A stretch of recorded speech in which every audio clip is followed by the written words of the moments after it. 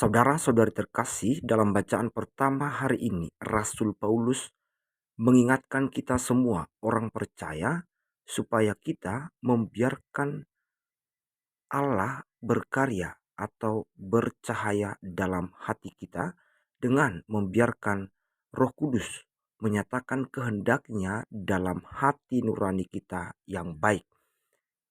Kita dipanggil untuk mendengarkan hati nurani itu, suara hati yang baik itu, dan berjuang sekuat tenaga untuk mewujudkan atau melakukannya. Dengan membuka hati akan karya Roh Kudus, terang Allah dalam hati, maka kita akan dimampukan menjadi pribadi yang mukanya tidak berselubung atau tidak bertopeng atau tidak berpura-pura. Dan karya atau kekuatan Roh Kudus yang bekerja dalam hati orang-orang yang terbuka akan kuasa dan terang Allah membuat kita dan semua orang yang percaya untuk tidak mewartakan diri sendiri, melainkan hanya mewartakan karya dan kehendak Kristus sendiri. Semangat orang-orang percaya yang seperti ini kiranya akan membentuk kita dan semua orang yang sungguh percaya untuk menjadi pribadi yang selalu memperjuangkan perdamaian. Inilah juga yang dikehendaki dan dinyatakan oleh Yesus dalam Injil hari ini, yakni supaya kita memperjuangkan perdamaian di antara kita, di antara saudara-saudari kita.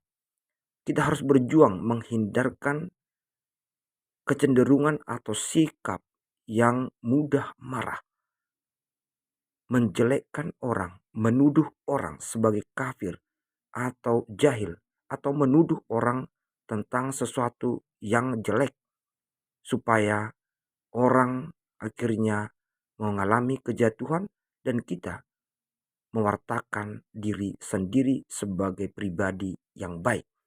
Ini haruslah dihindarkan supaya kita sempurna sebagaimana yang dikehendaki Yesus Kristus sendiri.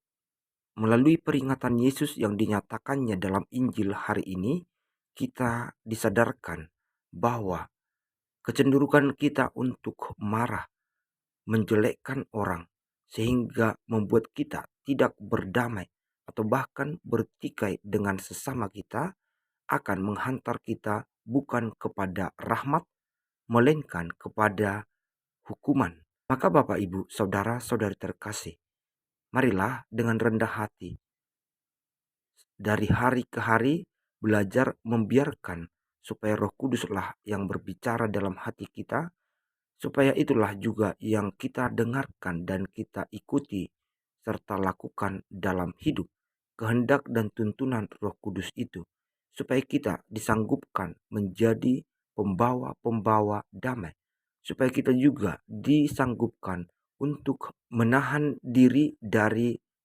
kemarahan atau kecenderungan menjelekkan orang lain, melainkan marilah berlomba-lomba untuk membangun perdamaian di antara kita bersama dengan saudara-saudari kita.